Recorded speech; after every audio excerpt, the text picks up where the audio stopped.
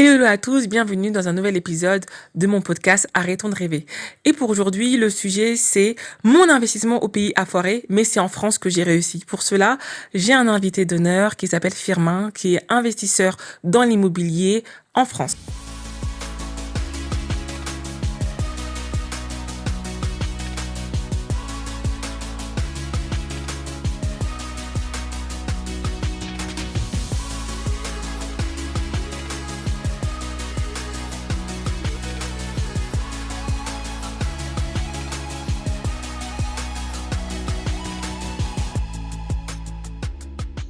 Donc Firmin, présente-toi.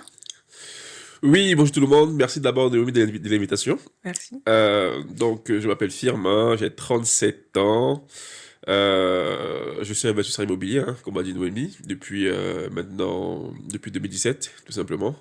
Donc aujourd'hui, on va dire que je ne fais que ça. J'ai quitté mon emploi et donc je vis de mes investissements. Et en parallèle, j'ai également fait des projets en Afrique, au Cameroun plus précisément, parce que je suis camerounais. Et donc c'est tout ce qu'on va vous partager aujourd'hui. Je vais vous raconter mon expérience aussi bien en Afrique qu'en France. Voilà. Bah super. Donc par rapport à notre sujet d'aujourd'hui, on a beaucoup de personnes qui fantasment sur l'investissement en Afrique, que ça soit tout simplement parce qu'ils ont à cœur de retourner dans leur pays d'origine, ou tout simplement parce que voilà, on dit que l'avenir c'est l'Afrique, il y a la croissance, etc. Mais il y a énormément beaucoup de réalités qu'il y a en Afrique que beaucoup de personnes malheureusement ne voient pas. Et donc aujourd'hui, Firmin va nous parler d'abord de son expérience dans un premier temps. Qu'est-ce qui l'a poussé à investir en Afrique, et à y retourner tout simplement parce qu'il avait quand même une très belle situation et de se dire bon ok je vais investir en Afrique, etc. Et qu'est-ce qui l'a repoussé justement à se dire bon peut-être que aujourd'hui ce serait intéressant de retourner en France et d'avoir cette success story dans l'immobilier en France. En effet. Donc, pour ma part, il faut savoir que je suis arrivé en France en 2010. Non, je suis né au Cameroun. Ok, je suis arrivé en France non, en 2000 plutôt. J'avais 10 ans. Ok. Et forcément, j'avais toujours ce côté, je veux dire, nostalgique, si on peut le dire ainsi, tu vois, de l'Afrique, de manière globale, du Cameroun, plus précisément. Après, au fur et à mesure des années, on sent un peu ce besoin-là. Après, c'est un truc qui est lié à beaucoup d'Africains. On a un peu ce côté, si je peux dire entre guillemets, sauveur. Celui qui est en Occident doit aider ceux qui sont en Afrique. Donc, c'est toujours un peu ça qu'on a en tête. On grandit, on fait ses études. Et au final, quand on arrive à s'en sortir de manière, on peut dire, dans les études et dans le travail après, on a un peu ce besoin de se dire qu'il faut qu'on vienne en aide à ceux qui sont restés sur place. Et je pense que c'est beaucoup, en fait, part de là et commence plus à se dire que au lieu d'envoyer de l'argent tout le temps, qu'est-ce qu'on peut faire pour, non seulement pour nous-mêmes, mais aussi pour venir en aide en fait, à notre famille qui reste au pays, quoi. Je pense que c'est de là que ça part, surtout. Et du coup, est-ce qu'il y avait une question particulière ou... Non, du coup, justement, tu as répondu. Qu'est-ce qui t'a réellement donné envie de réinvestir en Afrique? Et je pense que si ce rêve vient aussi fortement de la communauté, parce que dans la communauté noire, voilà, pour ceux qui sont soit nés en France ou qui ont immigré en France et qui sont venus quand ils étaient jeunes, comme ton cas, Mhm. bah, il y en a qui ont déjà, entre guillemets, l'amour de l'Afrique dans leur cœur. Et il y en a aussi qui aspirent à voir certains pays d'Afrique. Bon, pour ton cas, c'était le Cameroun. Pour moi, ça aurait pu être le Congo ou whatever. Qui aspire entre guillemets de voir son pays évoluer. Il se dit bah souvent bah ce que j'ai vu en France, j'ai vu aux États-Unis, bah on va essayer de le reproduire là-bas, sachant qu'il n'y a pas tous les paramètres, mais on y reviendra. Mhm. Et on a vu aussi certains pays émergents. Quand on parle de Dubaï par exemple, il me semble qu'il y a une trentaine d'années c'était pas ça. C'est ça. Donc on voit Dubaï qui devient voilà enfin un pays qui voilà un pays où qui peut rivaliser tout simplement avec avec la France, les États-Unis. On a vu aussi l'émergence de la Chine, parce que là je me souviens quand j'étais petite, voilà la Chine c'était pas un pays ou un top pays où on voulait y aller. Aujourd'hui qu'on voit les infrastructures en Chine, C'est clair. on voit aussi la manière dont ils font du business, etc. Et il faut dire la vérité, ce sont Ouais. l'usine du monde, ils fournissent quasiment tout le monde. J'ai des amis à moi qui travaillent dans des entreprises qui produisent là-bas. La dernière expérience de ma sœur, elle était partie même en voyage en Chine. Donc, beaucoup d'Africains voient aussi la Chine et d'autres pays qui ont émergé et qui ont vraiment très bien réussi, se disent, bah, pourquoi pas nous? Tout Et à donc, fait. du coup, ils se disent, bon, nous qui sommes ici, qui bénéficions d'un emploi, d'un salaire, d'une certaine stabilité, nous allons retourner en Afrique pour faire, justement, pour faire la même chose, pour Bien faire sûr. que la Côte d'Ivoire, le Cameroun, enfin, le Sénégal, whatever, deviennent aussi des grandes puissances économiques à travers nos investissements au pays. Exactement. Non, c'est vrai. C'est vrai, ce que tu dis. C'est justement le sentiment que moi aussi j'ai eu, en fait, tu vois, là, je pourrais dire, heureusement ou malheureusement, ce côté un peu sauveur, où je sais pas, beaucoup le disent, hein, on va aller développer l'Afrique. D'ailleurs, c'était mon slogan. Ouais, c'était mon slogan avant de Waouh. dire que rentrons développer l'Afrique. Mais sauf qu'aujourd'hui, j'aime bien parce que sur les réseaux, de plus en plus, on fait comprendre à beaucoup d'Africains de la diaspora que l'Afrique ne vous attend pas. En fait, c'est pas vous qui allez venir sauver l'Afrique. Mais faites votre vie, entre guillemets. Et trucs. Mais ça, c'est le chose on a du mal à comprendre en ce sens. Et je pense que ce qui est fou, c'est quand on arrive ici, on peut parfois reprocher aux Occidentaux d'avoir ce côté un peu complexe de supériorité. Mais on dirait que nous aussi, on finit par l'avoir un peu parce qu'on pense que c'est nous, en fait, qui avons voyagé, qui avons immigré, qui allons faire en sorte que l'Afrique se relève. C'est pas peut-être totalement faux, mais c'est pas aussi simple qu'on l'imagine. Il suffit pas de se dire que ça y est, je vais mettre un élevage de quelques poulets et ça y est, ça va participer au Ah, développement ça. de l'Afrique. C'est beaucoup plus complexe que ça. Je pense il faut beaucoup plus de moyens que ça, en fait, en réalité. Et c'est ce que j'ai appris au cours de mes expériences, que, en fait, finalement, c'est pas... il faut être en fait stratégique, voilà, si je peux dire ainsi. Il faut être stratégique dans ce parcours-là. Et c'est comme ça que, bon, aujourd'hui, avec l'expérience, je comprends que j'ai fait des erreurs au préalable. Et aujourd'hui, on va dire, je suis en train de les corriger. Voilà. Vraiment au top.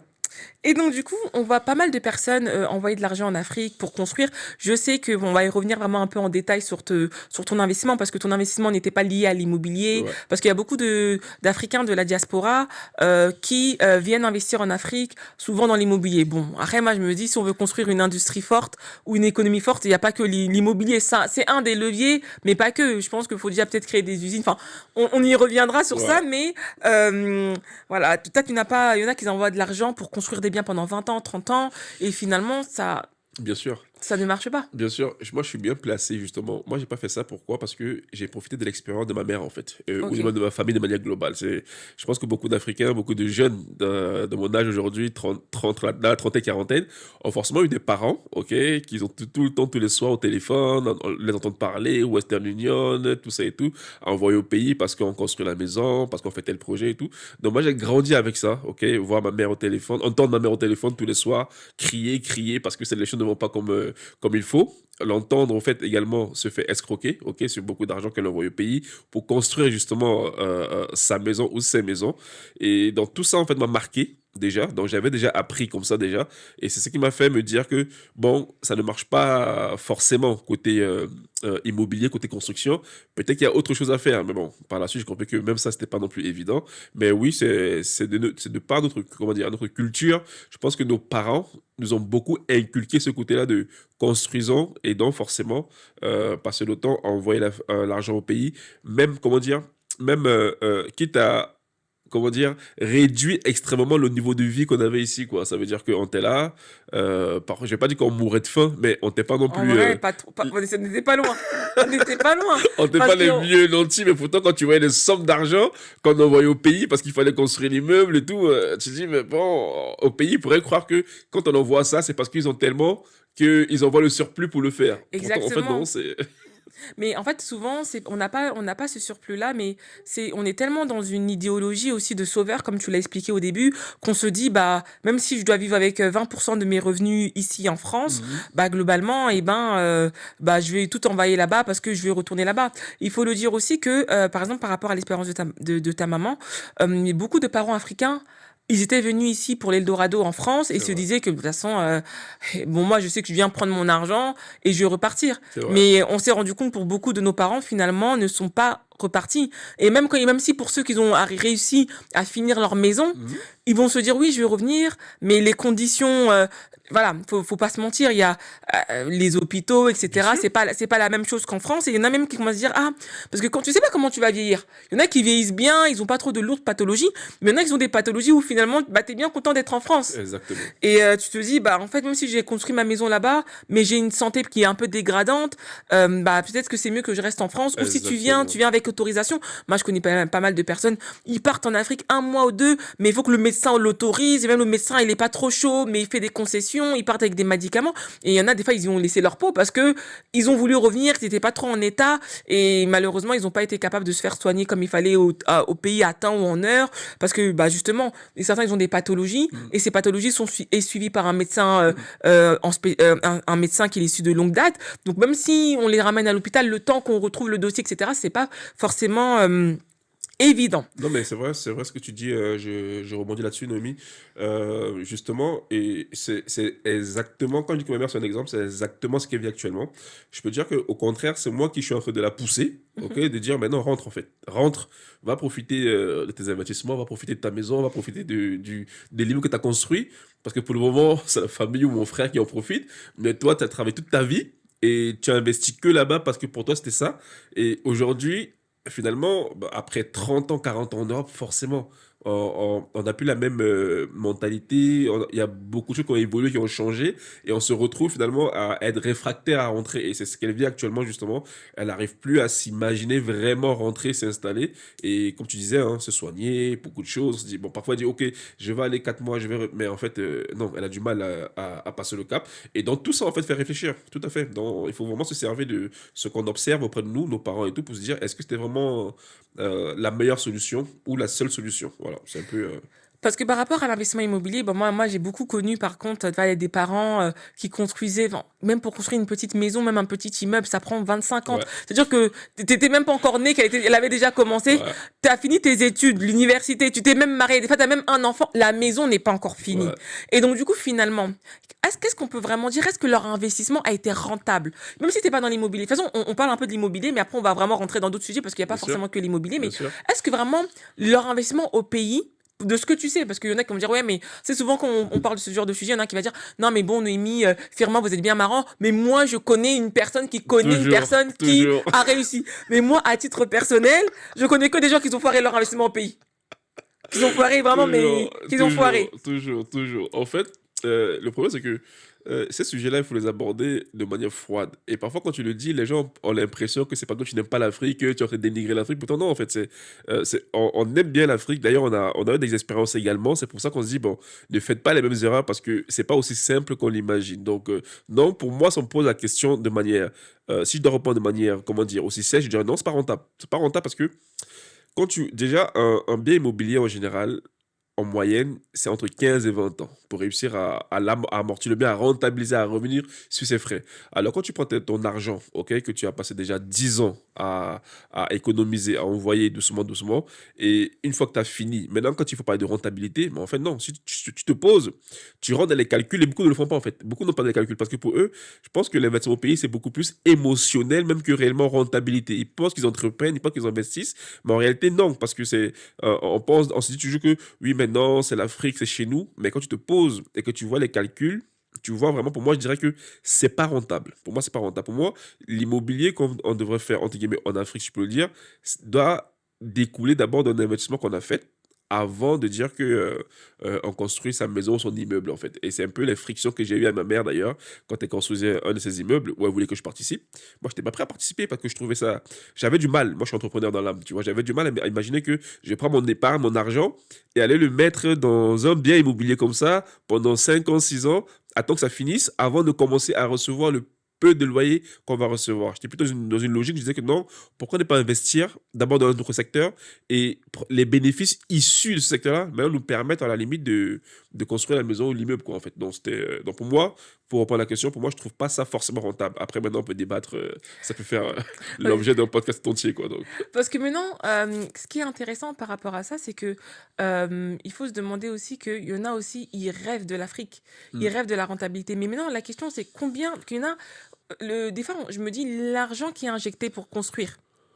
Parce que je sais pas combien coûte une maison, mais je sais que maintenant aujourd'hui que je suis pas, enfin moi j'ai voyagé au Sénégal dernièrement à plusieurs reprises et bon le Sénégal au même titre que la Côte d'Ivoire, ce sont un peu les top pays où on dit bon faut y aller c'est le moment et c'est vrai que sur les réseaux sociaux après dans les faits je sais pas ce que c'est parce que à part le Sénégal où je suis déjà partie à 2 reprises, la Côte d'Ivoire bon, je prévois mais je suis pas y allée, ça bouge pas mal, il y a de Mm. l'immobilier etc. Même on commence même à faire du Airbnb là-bas. Mais maintenant c'est de se dire que combien coûte plus ou moins la construction d'une maison et combien tu peux le louer. Parce que on construit des maisons qui nous coûtent beaucoup d'argent, j'ai l'impression. Sachant que c'est en fonds propres, hein, parce que là-bas, il n'y a pas de crédit. Enfin, en tout cas, très peu de personnes C'est ça, bénéficient du crédit. c'est Donc ça. ça, c'est encore Mhm, un levier qu'on va vraiment parler de tes investissements en mhm. France. Et, euh, et du coup, ils ont des loyers en francs CFA pour une grande majorité, ou francs congolais, whatever, en monnaie locale. Et ils targetent des personnes, des individus qui eux-mêmes ont des revenus modestes. Bien sûr, justement.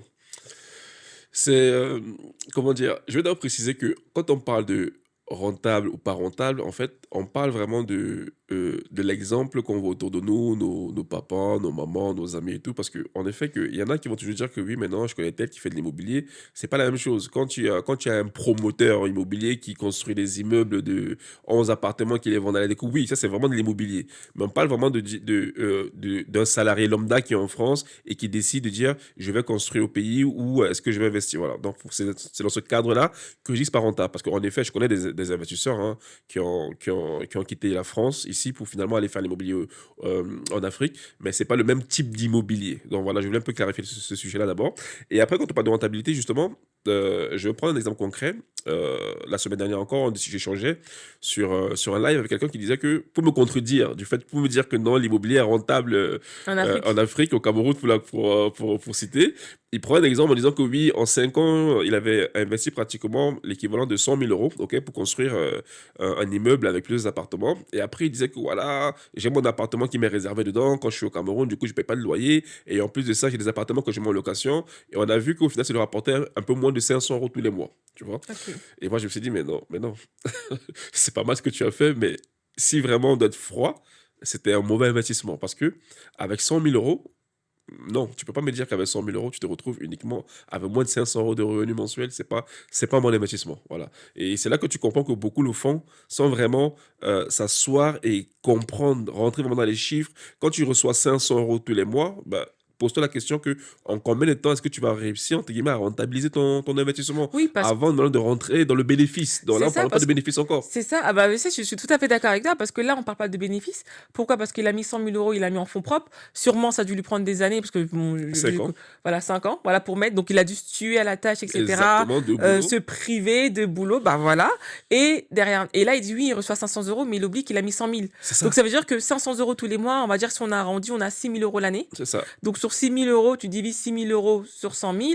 Bon, je suis pas très forte en Non, calcul mais mental, mais en on est gros, à près de 15 ans, en fait, là. voilà. On est à Donc près de 15 15 ans donc il doit attendre 15 ans pour rentrer, déjà pour avoir un retour sur capital pour ensuite être rentable. en supposant qu'il n'a pas de travaux à faire entre-temps, qu'il n'a Ah pas de oui, rafraîchissement à faire, que tout le monde paye son loyer en temps et en heure, que les loyers restent toujours le même au fur et à mesure du temps. Et d'expérience, au Cameroun, plus ton bien vieillit, moins tu peux louer le loyer au prix auquel tu le louais au départ, en fait. Parce qu'on n'a pas cette culture, en plus, de la rénovation. Ici, en Europe, c'est facile, on rénove, mais au Cameroun, on n'a pas cette culture-là, en fait. Le bien, il se déprécie, vieillit, bon, on loue un peu quand on n'arrive pas, bon, allez, on baisse un peu le loyer, parce qu'on n'a pas cette culture de dire que on va rénover le bien, parce que c'est normal, on a déjà pris toute son épargne, on a mis dans le bien, on n'a pas encore réussi à entrer en possession de son argent, il faut déjà rénover le bien. Forcément, les gens préfèrent laisser le bien vieillir, vieillir, vieillir. Donc voilà, donc pour moi, c'est pas, voilà, c'est un peu des exemples comme ça concrets qui font que je considère que c'est pas forcément le meilleur investissement, que c'est pas forcément rentable en tout cas. parce que souvent, ce que beaucoup de personnes oublient, c'est que c'est pas, il faut pas juste devenir propriétaire et construire. C'est qu'après, quand la maison elle est sur pied, Mhm.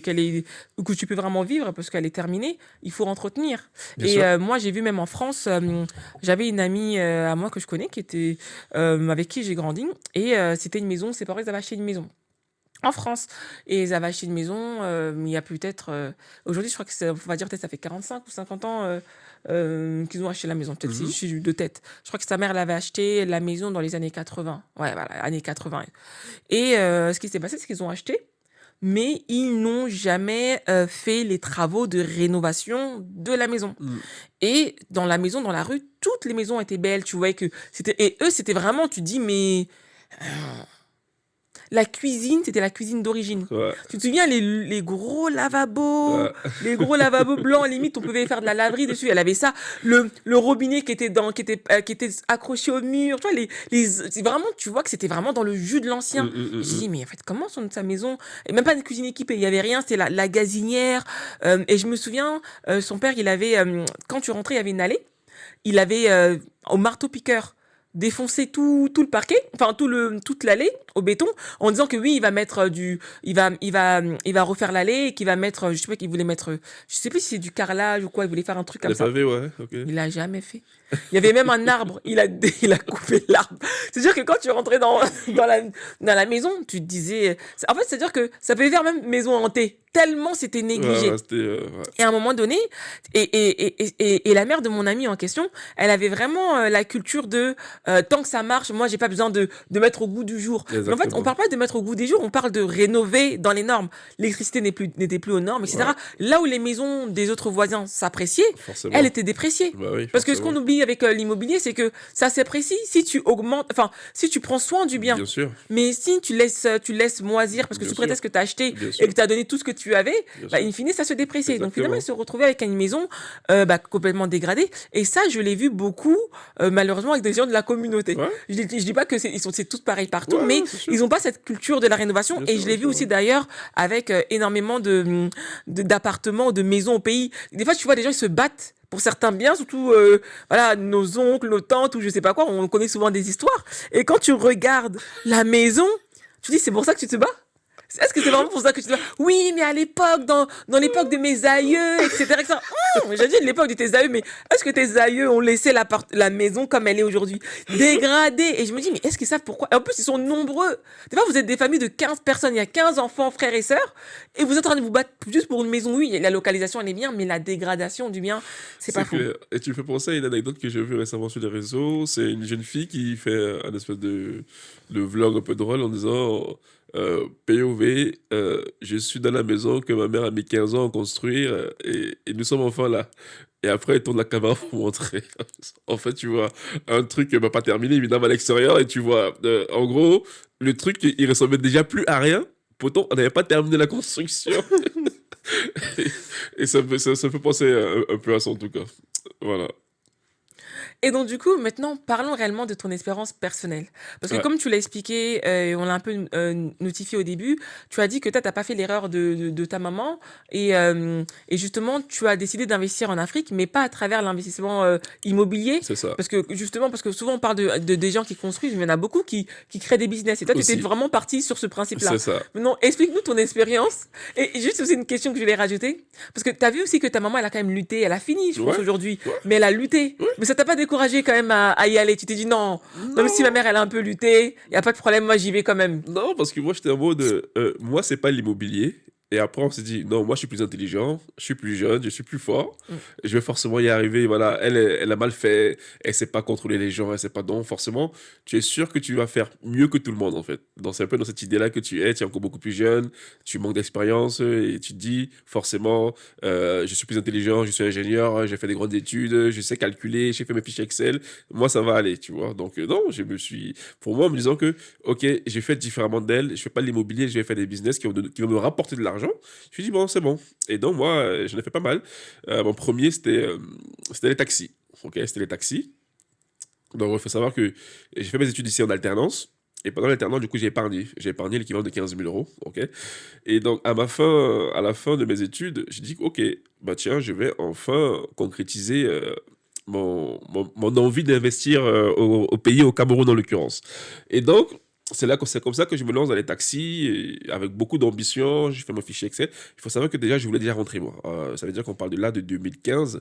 J'avais déjà dans ma tête le fait que je veux rentrer. Je veux aller m'installer au Cameroun. Et donc, je me disais que bon, qu'est-ce que je vais faire comme projet pour que ça puisse me permettre plus tard de rentrer. Voilà comment je commence dans les taxis. Au début, quand je commence, j'essaie de voir des amis autour de moi pour qu'on mette ensemble l'argent pour vraiment faire un truc beaucoup plus important. Il n'y en a aucun qui accepte. Je me dis heureusement par la suite parce que vu comment ça s'est terminé, je me dis heureusement que c'était mon seul argent à moi.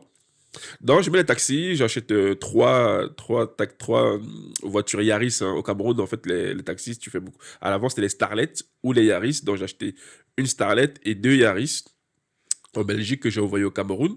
Je savais que entre l'achat ici, le transport, dédouanement sur place, il fallait compter environ 5 000 euros. Voilà. Mhm. Et donc, ça correspondait tout à fait à ce que j'avais comme 15 000 euros. Et j'ai mis ça dans le projet. Après, je vais au Cameroun et tout, on fait la chose et tout est OK, parfait. Voilà comment commence mon activité. Donc, il faut savoir que j'avais quand même bien eu l'intelligence à cette époque-là de mettre des traceurs dans les taxis, hein, de Ah, savoir, bien. pouvoir savoir où sont mes taxis, à quel moment, tu pouvais couper l'essence. Bref, j'avais quand même contrôle dessus. Donc, j'étais persuadé que j'avais vraiment tout quadrillé, qu'il n'y avait pas, voilà, c'était bon, on était parti. Et ça marchait plutôt pas mal, on va dire, avec tous les problèmes que ça pouvait, évidemment, quand tu gères l'humain dans nos pays C'est là-bas, ça, et c'est compliqué. c'est C'est ça compliqué. aussi que moi, c'est un truc. Ah! Ouais. Parce qu'il y en a beaucoup aussi qui disent, enfin, je vais te laisser terminer, mais si je peux me rajouter un point, il y en a beaucoup, moi, par exemple, tu vois, j'ai pas vraiment, je sais pas que j'ai pas l'amour de l'Afrique, mais je suis pas née en Afrique. Mm, Je suis née en France, mm, et souvent, on veut nous inculquer déjà cette culture de faut investir au pays, faut retourner là-bas, etc. Et le problème, c'est que on n'a pas la même mentalité. non, pas du tout. Et moi, j'ai pris du temps, hein, pour aller en Afrique. Et la première fois que je suis allée en Afrique, c'était en 2021. Et Ah je suis ouais. même pas partie au Congo. Là encore, là, je suis pas encore y allée d'ailleurs. Je suis partie en Tanzanie, et je suis partie en Tanzanie parce que c'est peut-être que non, ils vont un peu se moquer, mais tu sais, j'ai grandi avec une maman qui, ils vous encouragent, entre guillemets, à investir en Afrique, mais dans leur comportement, ils te découragent aussi en même temps. Ouais, c'est Donc, vrai. ils te donnent pas envie. Je Et vois. toujours, en fait, oui, mais là-bas, ils vont t'arnaquer. Oui, mais là-bas. Et du coup, j'ai vite compris. Et des fois, quand tu t'entends des conversations, tu t'entends ta maman quand on dit, mais, oh, mais je suis déjà donné ça. Mais comment ça se fait? Toi, t'entends, tu dis, oh là là là là là C'est là. vrai. Et donc, tu dis, mais C'est déjà, vrai. elle est née là-bas. Elle a la mentalité, entre guillemets, elle peut capter. Moi, je vais me faire rouler. Et donc, du coup, je me suis dit, mais déjà, juste ça, déjà, ça m'a découragée. Je dis, Ouais. ah, flemme. Ouais. Et quand tu dis, des fois, tu vois des tontons, limite, ils vont faire un arrêt cardiaque. Quand tu les vois au téléphone, ils sont en train de transpirer à grosses gouttes, à dire, non, mais comment ça se fait? Mais moi, j'ai envoyé cet argent-là. Tu commences à voir que Ouais. ça part à un niveau. Ouais. Et je me dis, waouh. Et justement, comment tu as pu gérer l'humain? Parce que ce que beaucoup de personnes oublient, comme tu l'as mentionné, tu es né en Cameroun, mais tu es venu jeune en Ouais, France. bien sûr. Au bout d'un moment, moi, j'estime à partir de 10 ans, si t'es bien intégré, t'es plus pareil. Non, ça y est, c'est fini. Bah, bien sûr. T'es plus Non, non, pareil. bien sûr. Donc, du Bien coup, sûr. mais malgré que tu n'étais plus pareil, parce que ça fait peut-être une quinzaine, une vingtaine d'années que tu étais là au moment C'est où tu as ça. décidé, tu C'est as ça. décidé de repartir. Et tu as dit que au début, ça marchait bien. Maintenant, tu as dû gérer l'humain. Donc, maintenant, l'humain, là, Ouais. explique-moi, c'est Bah, comment? c'est ça, en fait. Euh, en fait, les premiers mois, tu prends les chauffeurs, tu as 3 chauffeurs, tout va bien. La première semaine, on te verse la recette, tout rentre bien et tout coule bien. Et là, tu vois, l'argent commence à rentrer. Tu dis, ah ouais, génial, j'ai eu raison. Là, on passe la deuxième semaine, troisième semaine. Et là, première déconvenue, il verse pas la recette un soir. 2 soirs, mais la voiture est en panne. Et là, voilà comment le truc commence. Le pneu avait crevé. Aujourd'hui, j'ai pas pu travailler toute la journée parce que le pneu a crevé. J'ai pas pu travailler aujourd'hui parce qu'il y a, voilà, X trucs. Et voilà comment les problèmes commencent à s'accumuler. Mais ça, à la limite encore, c'était, on va dire, c'était pas tant un problème que ça parce que, on va dire, j'étais déjà psychologiquement préparé à tout ça. En fait, Mhm. j'avais déjà quand même regardé des vidéos, comprendre que, ok, ça peut être facile. Et moi, j'avais un truc qui était radical. Tu me verses pas la recette 2 soirs, j'ai pas la recette, en fait, on récupère la La voiture voiture. et on la gare. Tu vois, moi j'avais pas de problème avec ça parce que c'était pas un truc de subsistance pour moi. Ok, c'était vraiment un projet. Je travaillais ici en France, j'avais mon salaire, donc j'ai pas de problème. Mais par contre, non, j'avais pas ce, comment dire, j'avais pas de scrupule. Tu me payes, tu ne verses pas la recette. Mon frère était au Cameroun, non, c'était mon frère qui gérait ça avec moi. En fait, j'étais pas tout seul. Donc lui était sur place, moi j'étais à distance. Et donc ça va pas, on récupère la voiture, on le gare. Quand tu ramènes la recette, on te redonne la voiture. Ou sinon, dès qu'on prend la voiture, en fait, on cherche tout de suite un autre chauffeur. Donc c'est comme ça qu'on gérait en fait en réalité. Mais donc c'était quand même des prises de tête, mais malgré tout, du fait que c'était pas un projet qui me donnait à manger, j'avais quand même du recul dessus. Voilà. Donc voilà comment le projet a commencé à prendre et tout. Et honnêtement, au bout de, je veux dire, à peu près entre 4 et 5 mois, malgré les problèmes, c'était pas mal. Il y avait quand même la recette qui était quand même rentrée.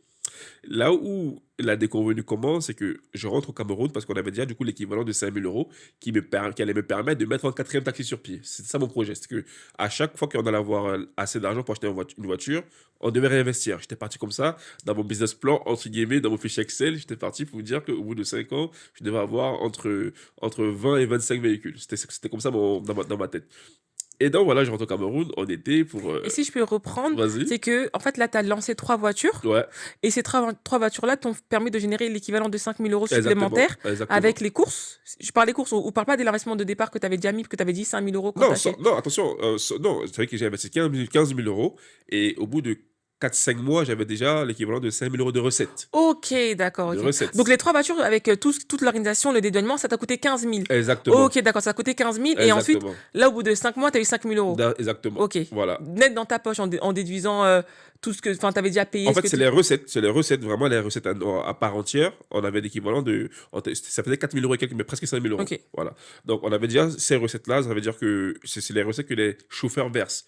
Évidemment, c'est pas Ah. encore du bénéfice parce que tu n'as pas encore récupéré tes 5 000 €. Il y a plein de choses encore derrière à récupérer, mais ça ne me dérangeait pas. J'étais plutôt dans une logique de réinvestissement. Tu vois? Donc, j'ai descendu au Cameroun pour récupérer. Le but est pour moi d'aller au Cameroun, voir un peu comment ça marchait, Mmh. passer un peu 1 semaine, 2 semaines sur place, hop, examiner un peu les choses. Et en rentrant, rentrer avec l'argent pour acheter encore Mmh. notre véhicule. C'était ça le projet.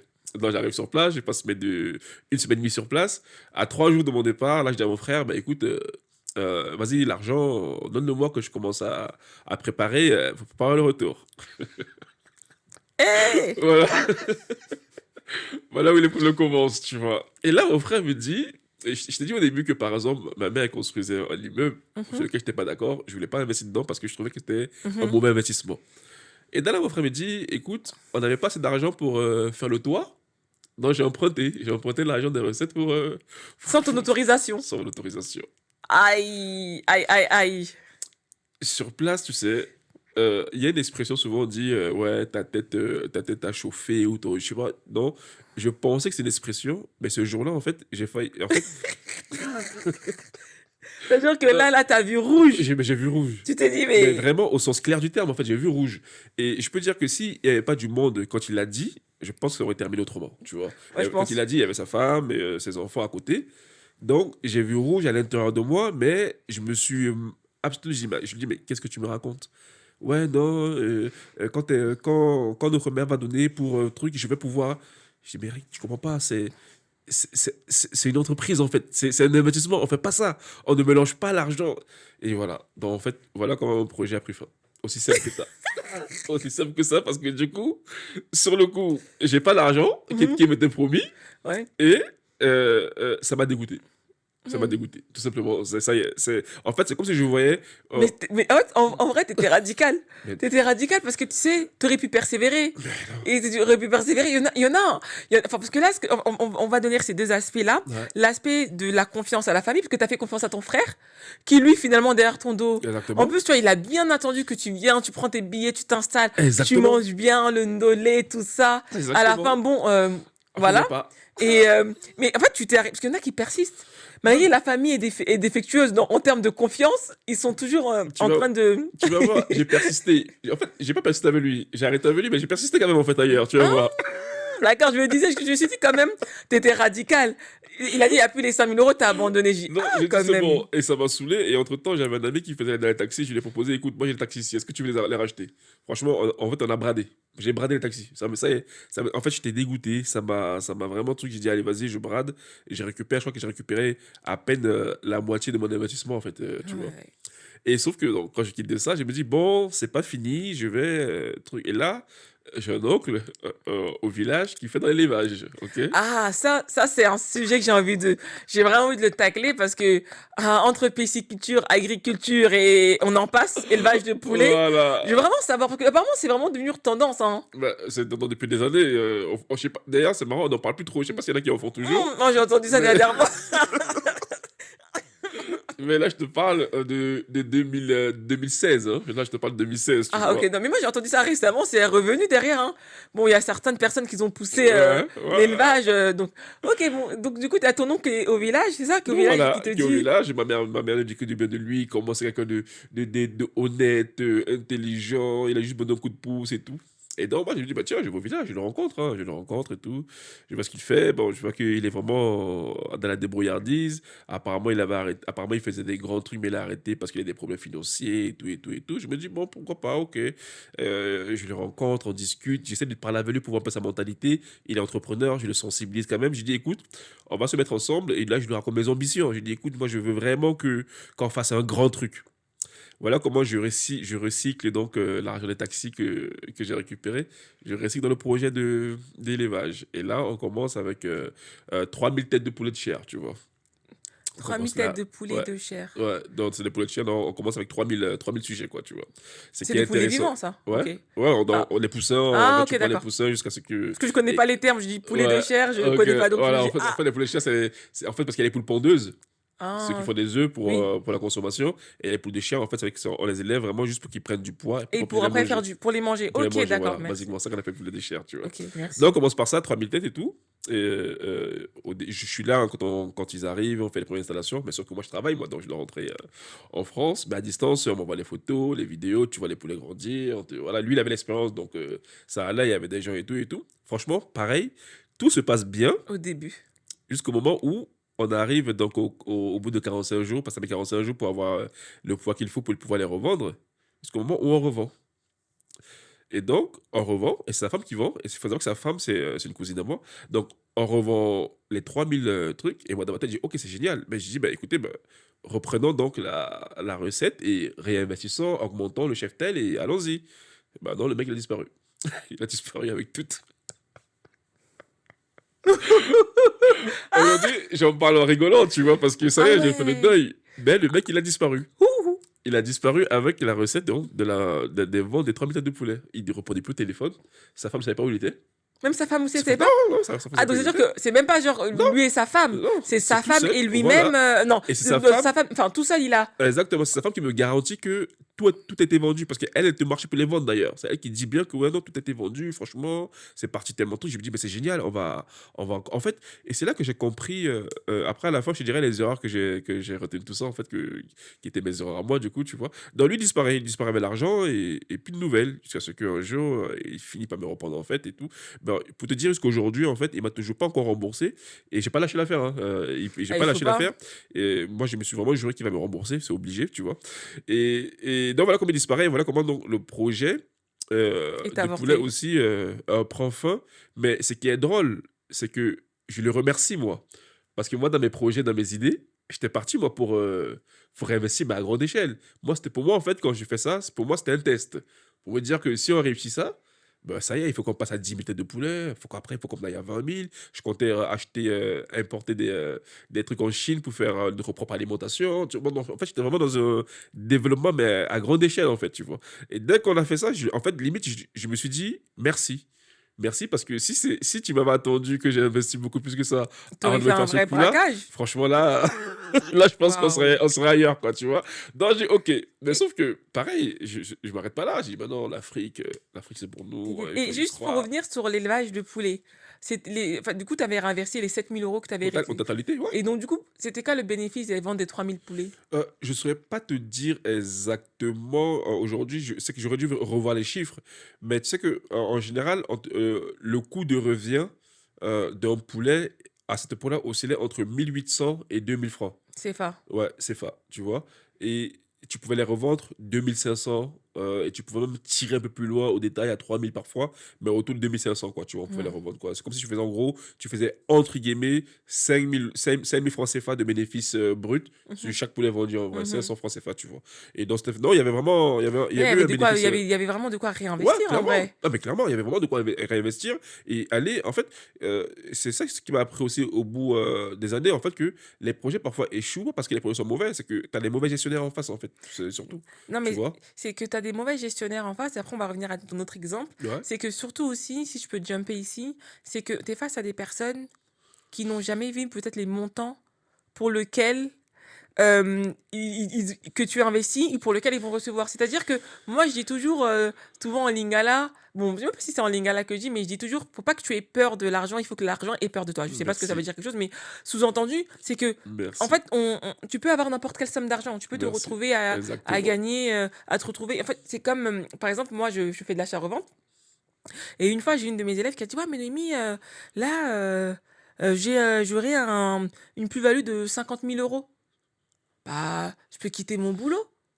Et je me suis dit, tu sais, j'ai souri parce que en fait, ça m'a fait de la peine en même temps, mais en même temps, je me suis dit: «Bon, heureusement qu'elle me le dit parce que Ouais, au moins si à mon niveau, je peux lui dire que 50 000 euros c'est pas un truc de fou». exactement, Et ouais. donc du coup, tu vois, parce que peut-être pour elle, c'était quelque chose. Bien sûr. Et je sais que, bah, quand tu fais, une première opération, si t'as pas vraiment une vision, tu n'as pas vraiment une vision et que tu as pas une vraie stratégie, bah, des fois, tu vas t'arrêter, là où tu gagnes 10 000, alors que si tu avais persévéré et fait un vrai truc comme ta vision d'élevage de poulet de façon industrielle, parce que là, vous avez Exactement. commencé avec 3 000 têtes de Bien chair sûr. de poulet Ouais, et l'objectif, c'était de faire 10 000, 15 000, pourquoi pas 100 000, bien voire sûr, plus. Et clairement. donc, du coup, derrière, de gagner beaucoup plus. Mais la personne, tellement, elle n'a jamais vu ce genre de montant et son mindset, excuse-moi du terme, était très bas, éclaté au sol. Donc, le peu qu'elle a gagné, elle a préféré fuir, alors que si elle avait, entre guillemets, la tête sur les épaules et qu'elle avait Exactement. vraiment la vraie vision pour laquelle vous avez travaillé ensemble, bah, aujourd'hui, peut-être qu'il serait multimillionnaire, voire milliardaire en Mais France tout CFA. à fait,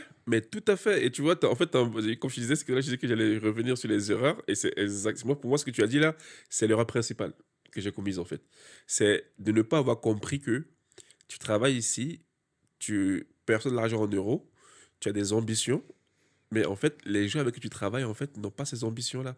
Et c'est un ami qui m'a fait comprendre cette erreur-là, en fait. Moi, même après tout ça, j'avais pas compris. C'est un ami qui travaille avec un Congolais qui faisait des projets au Congo et qui me disait, en fait, quand il quittait le Congo, il fermait son activité Mhm. avant de venir en France. En gros, non, je laisse à personne. Je ferme d'abord, je viens en France faire ce que j'ai à faire.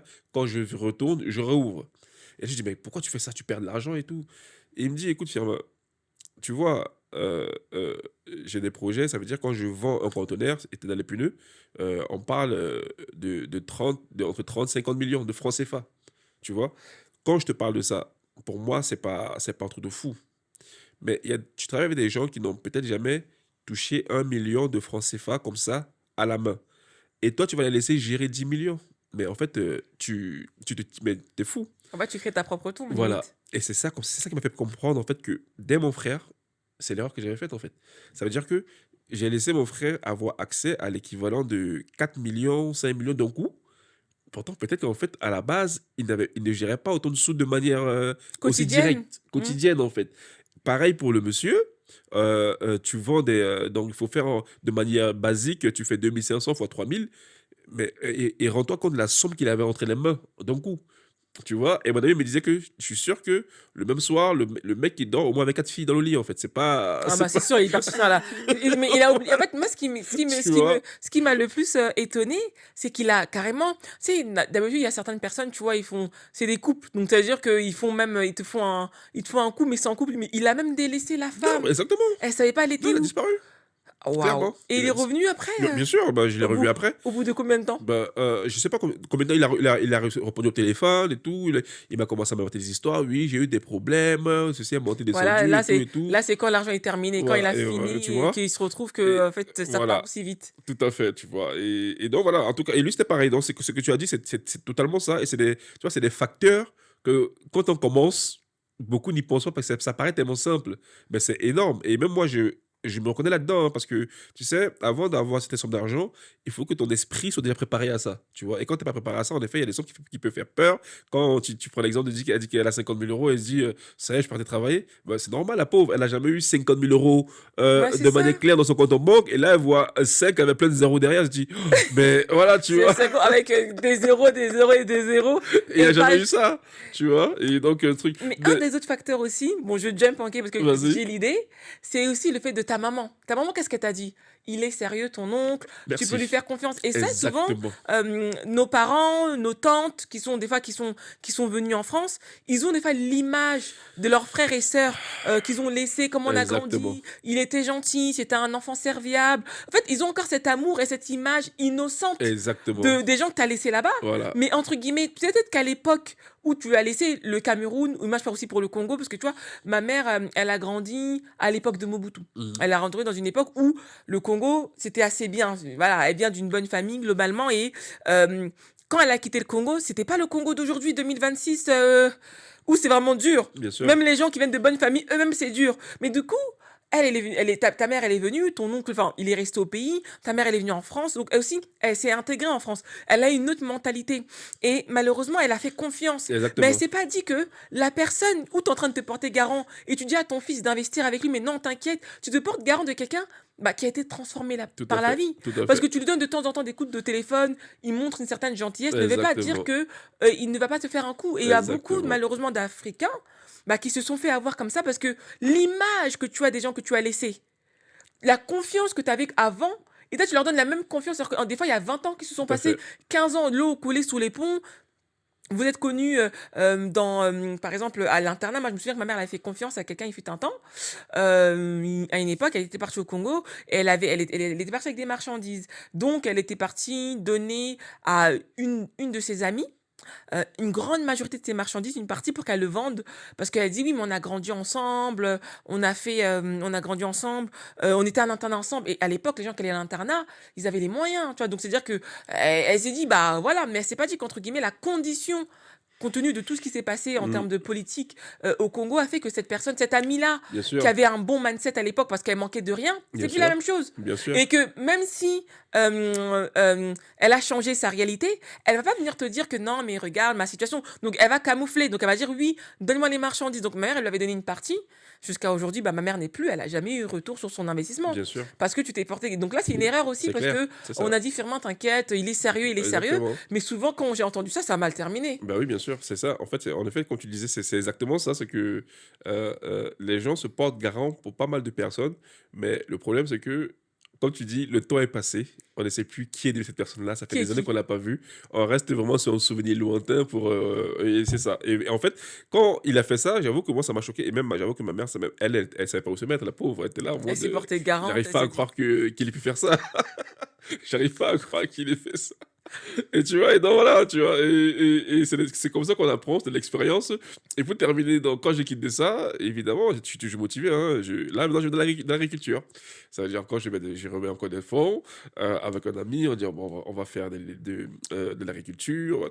Bref, je vais pas dans les détails, ce serait très long. Mais voilà, voilà en fait comment les trois projets que j'ai dû faire jusqu'à arriver à l'agriculture, on va comprendre que, bon, écoute, il va falloir arrêter, ça y est, c'est bon. C'est bon. Je pense que tu as fait le tour là, c'est arrête-toi là maintenant et voilà. Mais t'as été persévérant. T'as fait taxi. Ensuite, t'as fait élevage de poulets. Et t'as fait de l'agriculture. Et Voilà. l'agriculture, juste pour nous donner, qu'est-ce qui s'est passé? Est-ce que c'était un problème de confiance ou c'était... C'est la même chose. C'est strictement la même chose. L'agriculture, en fait, en plus, je l'ai fait à plusieurs reprises. D'abord, investi en groupe dans un espèce de groupe qu'on avait créé. Mhm. J'ai oublié le nom de la structure au Cameroun en plus. Où tu C'était une mettais. coopérative? Pas vrai. En fait, une coopérative, non, c'était une entreprise au Cameroun, j'ai oublié le nom, qui était pas mal connue en plus, où en fait, ils construisaient un business plan. Il fallait dans des investisseurs pour investir dedans, quoi, en fait, tu Mhm. vois. J'ai commencé par ça aussi, j'ai mis de l'argent dedans. Ça n'a rien donné à la fin. Je me rappelle plus comment ça s'est terminé, mais en tout cas, quoi qu'il en soit, j'ai pas revu mon argent. Et après, j'ai bifurqué avec un autre ami, où il avait des terres pas loin de Douala. J'ai investi là-dedans, pareil. J'ai mis de l'argent pour qu'on construise. On voulait faire l'agriculture et encore de l'élevage, tu vois. J'ai mis de l'argent, sauf que le terrain sur lequel on train de faire, certes, c'est vrai, ça lui appartenait, mais c'était quand même un terrain litigieux, tu vois. Les petits-enfants de la grand-mère qui avait vendu le terrain à sa grand-mère étaient en train de réclamer le terrain, tu vois. Ah ouais, donc du sabotage. Voilà comment on avait déjà investi. Moi, à titre personnel, j'avais déjà mis 3 000 € dans la construction du bâtiment qu'on devait faire pour avoir un entrepôt, le tout et tout. Et donc, voilà comment, pareil, allez, le dernier projet, en fait, le dernier en date, ou après ça, j'ai dit, bon, c'est bon, ça y est. Je pense que j'ai fait le tour. Il va falloir changer, changer de stratégie, tu vois. Donc, voilà. Et Je rigole, après, c'est pas marrant, mais non, en fait, aujourd'hui, il vaut mieux en rigoler. Tu vois, même, parce que même moi, je je rigole, rigole parce que aujourd'hui, mais tu vois. c'est te dire, en fait, t'as vraiment été persévérant quand même. Non, bien sûr. Parce que moi, je pensais quand tu m'as dit, Non, c'était. pardon, Non, quand parce que. t'as dit pour le taxi que t'allais t'arrêter, je rigole pas parce que ça a fait mal. Et qu'est-ce qui est intéressant dans ton histoire? Parce que moi, je vais donner aussi mon avis. C'est que là, vraiment, la majorité des projets n'ont pas fonctionné à cause de la malhonnêteté des hommes. C'est ça.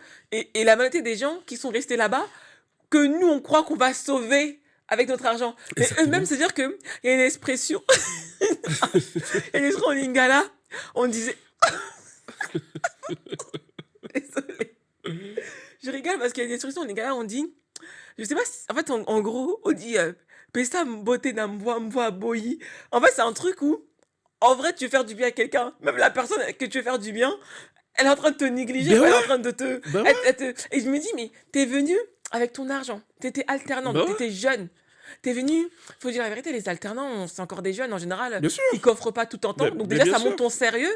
Et en plus, tu as dit, ouais, je vais faire des trucs. Et contrairement à des gens qui construisent juste des maisons et qui pensent que, genre, avoir une grosse baraque au bled, toi, exactement, t'as essayé de créer des entreprises pour exactement, pouvoir embaucher, pour créer une. Parce que l'économie, c'est quoi, in bien sûr, fine? c'est ça, C'est de créer des emplois. c'est ça, Parce qu'entre guillemets, tu crées des emplois, donc ces gens-là sont des salariés, donc ils peuvent aussi, entre guillemets, réutiliser l'argent qu'ils gagnent pour reconstruire l'économie, etc. En fait, c'est un cycle sans fin. bien sûr, Parce que du coup, tu leur permets d'avoir du pouvoir d'achat. c'est Qui ça, dit pouvoir d'achat, bon, ils peuvent aussi faire des projets. Et comme on dit, de fil en aiguille, bah, tu crées une économie forte. exactement, Aujourd'hui, quand on parle que l'économie est liée à la consommation, les gens consomment pourquoi? Parce qu'ils ont du travail.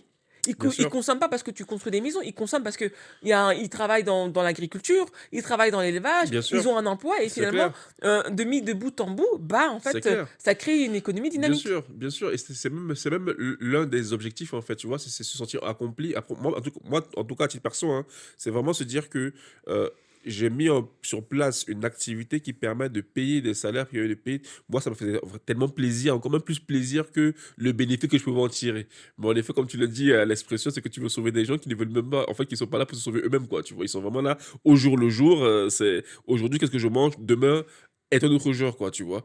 Et c'est typiquement ça, mais bon, tout ça, aujourd'hui, je le prends vraiment comme de l'expérience, parce Mhm. que, mine de rien, on en parlera après par la suite, je pourrais te dire que c'est la meilleure chose qui me soit arrivée par la suite, en fait. Waouh. Si t'es pas passé par là, en fait, tout ce que je fais par la suite, je j'aurais jamais fait, tu vois. Parce que ça m'a permis, en fait, d'avoir un détachement après, par la suite, sur la famille. Parce que le premier taxi à la base, certes, c'était pour moi, mais c'est aussi pour me dire que quand il y a un problème au pays, qu'il faut X somme d'argent, pour moi, c'est de dire, bah, prenez dans la recette, gérons avec. Donc, c'était même beaucoup plus pour les autres, en fait, rester au pays, que même pour moi en tant que tel, en réalité, quoi, tu vois. Parce que tu investissais, mais avec, parce que c'est ça aussi, il y a beaucoup de personnes qui investissent en Afrique de façon humanitaire. C'est ça, Tu le fais même pas pour ta richesse personnelle, tu le fais pour te dire, bah, je crée un business sur place, dès que ça marche, bah, eux, ils pourront, entre guillemets, gérer et en exactement, bénéficier. exactement, Waouh. exactement.